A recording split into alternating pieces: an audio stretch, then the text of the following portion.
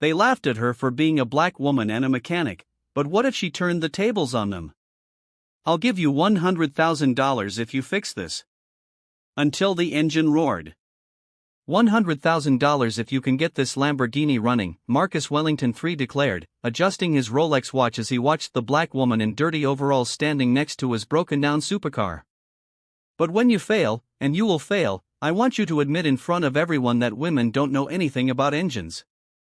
Kesha Johnson, 28, stood motionless at the humiliating proposition. Around her, at the prestigious Platinum Motors dealership in Beverly Hills, at least 15 wealthy men watched the scene as if it were a circus spectacle. Their laughter echoed off the marble walls as they placed bets among themselves on how long it would take her to give up. The situation had escalated quickly. Kesha had walked into the dealership just to pick up a part she had ordered for her small suburban repair shop. But when she politely corrected a misdiagnosis the head mechanic was making on Marcus' Lamborghini Huracan, the humiliation began. "Look at this, everyone!" Marcus had shouted for all to hear. "The little lady here thinks she knows more than our factory-certified expert." He paused dramatically. "I bet she doesn't even know the difference between a piston and a carburetor." What Marcus didn't know was that Kesha had grown up taking apart engines at her grandfather's junkyard, had earned an honors degree in mechanical engineering, and had spent 3 years secretly working as a technical consultant for one of the nation's largest automakers. But her youthful appearance, black skin, and female gender created a combination that made wealthy men completely underestimate her abilities. "So, young lady," Marcus continued, his voice dripping with condescension, "my Lambo has been out of commission for 2 weeks, different mechanics have given up. It's a problem with the electronic fuel injection system that no one can figure out." He crossed his arms. "If you're as good as you think you are, prove it." Kesha looked at the car for a few seconds, immediately noticing signs that the other mechanics had overlooked, small details in the position of the cables, the irregular sound of the engine when he tried to start it, the specific color of the smoke coming out of the exhaust. To her, it was like reading an open book. "What if I can?" she asked calmly, her voice betraying neither irritation nor intimidation. "Impossible," Marcus laughed loudly. "But if by some miracle you can, I'll pay you $100,000 right now." "Cash?" He paused maliciously.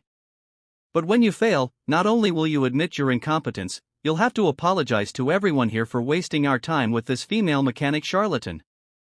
The men around them began to murmur among themselves. $100,000 was serious money, even in that social circle. Some took out their cell phones to record what was sure to be an epic humiliation. Kesha took a deep breath, remembering her grandfather's words, "Daughter, engines don't see color or gender. Engines just want to work, right?" For years, she had faced similar situations. Men who doubted her competence before even seeing her work. "I accept," she said simply. The silence that followed was broken only by the sound of a camera being turned on. Marcus extended his hand with a predatory smile. "It's a deal, but get ready for humiliation because it's going to be public." As they shook hands, Kesha kept her expression serene. What those privileged men didn't know was that every act of contempt was about to become the catalyst for a lesson none of them would ever forget. If this story of prejudice and overcoming adversity has touched your heart, don't forget to subscribe to the Black Voices channel because what happened next changed the way those men view competence and respect forever. The first sign that Marcus wasn't joking came when he called his friends. "Guys, you have to come here and see this," he said on the phone, laughing loudly. "A black woman is trying to fix my Lambo. Yes, you heard right. It's going to be the entertainment of the afternoon." Kesha watched silently as the dealership turned into a circus arena. Within 15 minutes, at least 20 wealthy men had arrived, all curious to witness what Marcus announced as the humiliation of the century. Some even placed side bets on how long it would take her to give up. "Look, everyone," Marcus announced dramatically. "I'd like to introduce you to our supercar expert." He made air quotes, eliciting laughter from those present. "She's going to show us how a woman fixes what 4 certified men couldn't." What hurt the most wasn't the laughter or the snide comments. It was the look. That look Kesha had known since she was 8 years old when her father first took her to her grandfather's junkyard. The same look she got when she tried to join the boys in taking apart engines. The same look she got from college professors who questioned her presence in advanced engineering classes. You know what amuses me the most? Marcus continued, now clearly showing off for the audience. It's that she actually believes she can do it. Look at her confidence. He paused dramatically. I bet she watched a few videos on YouTube and now she thinks she's a professional mechanic. The most painful memory came back in a flash. Kesha was 16 when she got an internship at a reputable repair shop. On her first day, the supervisor put her to work organizing tools and cleaning the floor. Women are good at organizing, not fixing, he had said in front of all the other male interns who were immediately given technical jobs. Hey, lady. Marcus' voice brought her back to the present. Are you still there, or have you given up? Because if you've changed your mind, you can leave now without embarrassing yourself. Kesha took a deep breath and walked over to the Lamborghini. Her hands touched the hood of the car with the delicacy of someone who knows expensive machines. Immediately, she felt something that the other mechanics had missed. An almost imperceptible vibration that indicated a specific problem in the electronic management system. Can I open the hood? She asked calmly. Sure, Professor, Marcus replied sarcastically. But I'll tell you now, you'll see the same thing the other four saw. An engine too complex for. He stopped abruptly when he saw Kesha's expression change. She had identified the problem in less than 30 seconds. It wasn't just a matter of electronic fuel injection. Someone had installed an incompatible performance chip that was causing conflicts in the engine management system. It was a mistake that only inexperienced or dishonest mechanics would make. Who was the last person to work on this car? She asked, her voice remaining professional. What does it matter? Marcus replied defensively. The problem is that it doesn't work. You said you could fix it. Kesha noticed something interesting. Marcus' sudden defensiveness. The way he looked away when she mentioned who had worked on the car. There was a story there, and she was beginning to suspect what it might be. Of course, I'll fix it, she said simply. But I need some specific tools that you probably don't have here. What tools? One of the dealership mechanics asked, clearly uncomfortable with her confidence. A European diagnostic scanner for post-2020 Lamborghini systems, an ECU reprogramming kit, and a few other technical things that she stopped when she saw the confused expressions. Things that mechanics who specialize in supercars should know. The awkward silence that followed was broken by Marcus. Special tools, huh? I bet that's just an excuse for not knowing where to start. It's not an excuse, Kesha replied, reaching for her cell phone. I'm calling my supplier. The tools will be here in 2 hours. What she didn't say was that her supplier was actually a contact at the car manufacturer where she had worked secretly for 3 years. A contact who would not only lend her the tools but who could also confirm her true professional identity if necessary. While she was on the phone, Marcus approached his friends. 2 hours of free theater, he muttered loud enough for her to hear. Let's see how far she takes this charade. Kesha hung up the phone and faced Marcus directly. The tools will be here in 2 hours. Can I get to work now, or would you rather continue with the comments? You can work, Marcus said with a cruel smile. But when you fail, and you will fail, I want you to admit that you tried to humiliate men who have been working hard on cars for years. Perfect, Kesha replied, her voice maintaining a calm that puzzled some of the more attentive observers. And when I do, I hope you have the same courage to admit your own mistakes. Each new taunt only fueled something inside Kesha that those privileged men couldn't see. A determination forged by years of struggles they would never face. What none of them realized was that each malicious comment was writing her own lesson in humility, and that the real storm was yet to come. Could this be the moment she turns their mockery into a victory?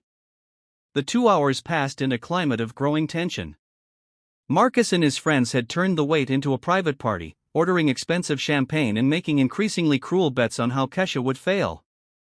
Some even filmed videos for social media, preparing the content they plan to post about the woman who tried to cheat rich men. I bet the tools won't even arrive, laughed Jonathan Berkshire, heir to a chain of hotels. It was probably just an excuse to buy time before admitting she doesn't know anything.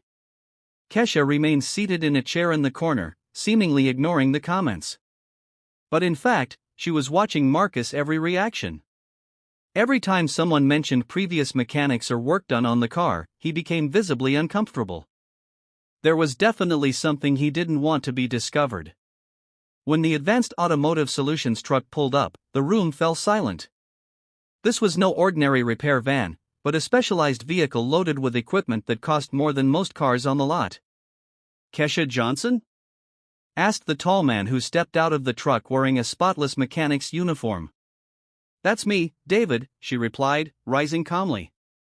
David Morrison was a senior engineer in the performance division of Lamborghini North America. For 3 years, he had been Kesha's direct supervisor when she worked secretly as a technical consultant. He knew her skills better than anyone in that room. "I brought everything you asked for," he said, beginning to unload equipment that made the dealership mechanics look at each other with expressions of surprise. A professional diagnostic scanner, a factory ECU reprogramming kit, specific tools that even authorized dealerships didn't have. "David, this is a bit of an unusual situation," Kesha said quietly, discreetly pointing to the crowd of men watching their every move. "I saw you on the security cameras when you arrived," he replied, equally discreet. "I also noticed that the problem is probably not just technical. Would you like me to stay and provide support?" David's offer was more significant than Marcus could have imagined. Kesha wasn't just gaining a technical assistant. She was gaining an official Lamborghini witness for any discovery she might make about unauthorized modifications to the vehicle. "That would be great," she replied, knowing that David's presence would completely change the dynamics of the situation. Marcus approached nervously. "Who is this guy? You can't bring outside help to an individual test." "David Morrison, senior engineer at Lamborghini North America," David introduced himself, extending an official corporate card. "I'm here solely to provide technical support with specialized equipment. Miss Johnson will do all the diagnostic work." The card passed from hand to hand among the onlookers. The circus atmosphere had changed to something much more serious. Suddenly, this was no longer cruel entertainment, but a real professional situation with an official representative of the car manufacturer present. "Lam. Official Lamborghini," stammered one of Marcus's friends. "She knows people at Lamborghini." Kesha connected the first piece of equipment to the car, and immediately the screen displayed information that made David frown. "Kesha, are you seeing this?" he muttered, pointing to specific codes that appeared in the diagnostic report. "I see it," she replied, her voice maintaining its professional tone, but her eyes sparkling with something that looked like satisfaction. "The ECU was reprogrammed with unauthorized software approximately 3 months ago. A third-party performance chip was installed without proper calibration." "That's serious," David said, loud enough for everyone to hear. "Unauthorized modifications can completely void the vehicle's warranty and create serious safety issues." Marcus turned visibly pale. "Wait a minute, that has nothing to do with the test. She just needs to get the car running." "Actually, it has everything to do with it," Kesha replied, continuing the diagnosis. "Because whoever installed those modifications did such a poor job that they created conflicts in the system that prevent the engine from running properly." Over the next hour, Kesha moved with the precision of someone who had done this kind of work hundreds of times. David watched her with growing admiration, remembering why she had been one of the company's most respected consultants. "Interesting," she commented, examining the removed chip. "This one is counterfeit. It looks like a premium performance chip, but it's actually a cheap replica that could permanently damage the engine if used for very long." "Counterfeit?" David leaned in to examine it. "This is serious. Counterfeit chips are dangerous and illegal. Whoever installed this put the owner in real danger." Marcus was now visibly sweating. "Look, maybe we should stop here. The important thing is that the car works, not investigating." "Mr. Wellington," Kesha interrupted, her voice calm but firm. You mentioned that 4 different mechanics tried to fix this car. May I ask where the last modifications were made? I don't remember exactly, Marcus stammered. David checked something on his tablet and frowned even more. Mr. Wellington, our records show that this vehicle has never undergone any authorized modifications. Any performance work should have been reported to our headquarters. Records? One of Marcus' friends asked. You have records of everything? Of course, David replied. Every Lamborghini has a complete history of maintenance, modifications, and diagnostics, especially when it involves changes to the electronic system. Kesha continued working, but now with a dual purpose. She wasn't just repairing the car. She was collecting evidence. Every counterfeit part, every poorly done modification, every sign of unprofessional work was being documented by official Lamborghini equipment. David, she said, connecting the last cable. Would you please record an official technical report on what we found here? Of course, he replied immediately, understanding the importance of the request.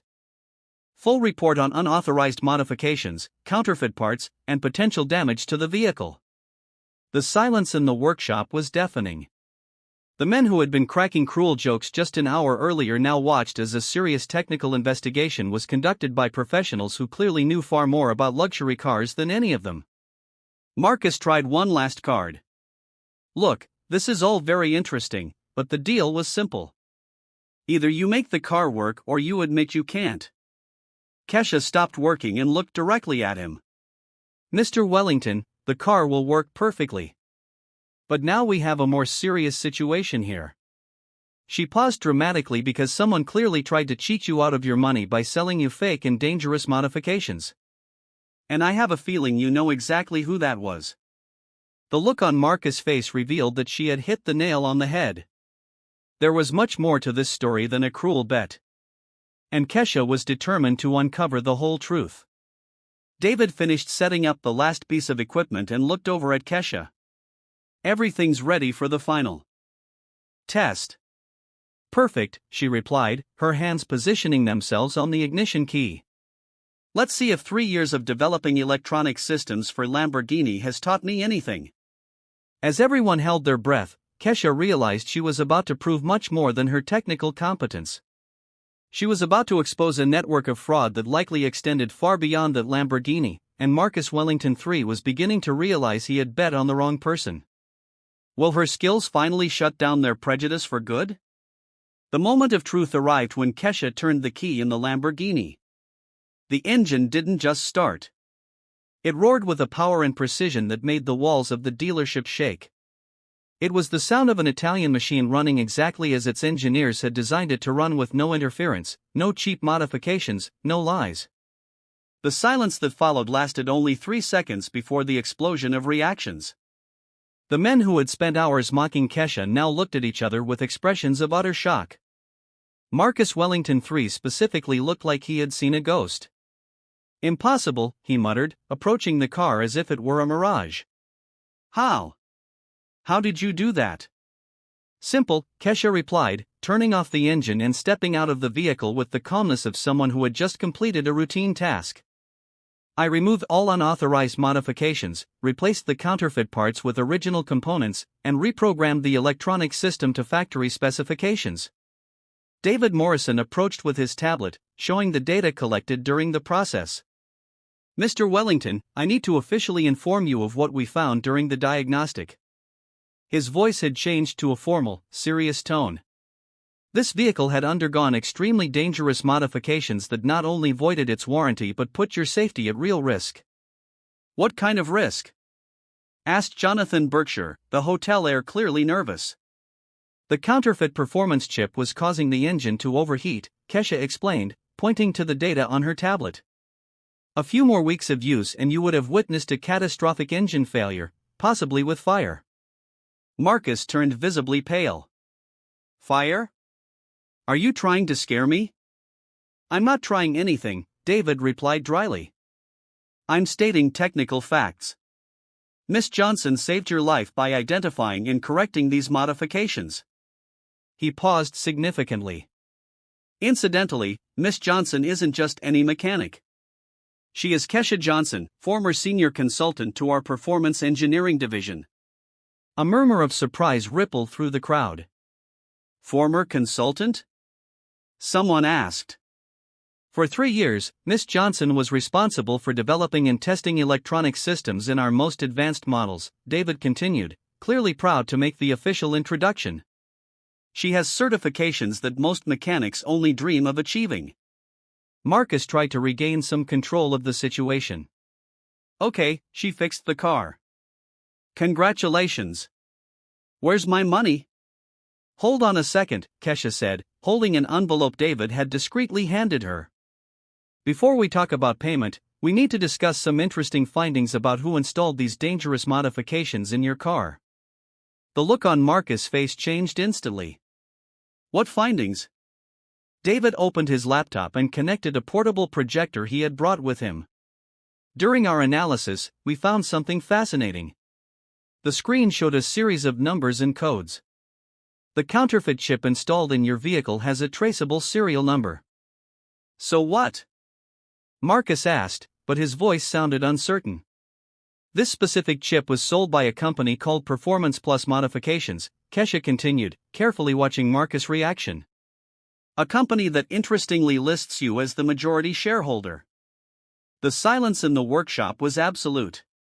All eyes turned to Marcus, who was now visibly sweating. This is ridiculous, he tried to protest. I never. Mr. Wellington, David interrupted, showing official documents on the screen. We have the corporate records here. Performance Plus Modifications, tax ID number 87.742.921/00001-63. Majority shareholder Marcus Wellington 3. 60% of the shares. The revelation was like a bomb. Marcus had installed counterfeit parts in his own car and then blamed incompetent mechanics, creating a narrative that justified his prejudices while profiting from selling dangerous products to other luxury car owners. Wait. Jonathan Berkshire approached, clearly disturbed. Marcus, you installed fake parts in your own car? Why? Kesha took another document from the envelope. Because he needed evidence that traditional mechanics were incompetent. He created a problem he knew wouldn't be easily solved, so he could use it as justification for selling his own solutions. And that's not all, David added, showing more data. Our records show that at least 15 other Lamborghini owners have purchased modifications from this company in the last 6 months, all with the same dangerous problems. One of Marcus' friends, a man named Richard Foster, was livid. Marcus, you sold me a performance kit last month. My Aventador has been having problems for weeks and I bought one for my Ferrari. Another man shouted. You assured me it was factory original. The situation had completely changed. Marcus wasn't just a prejudiced rich man making cruel bets.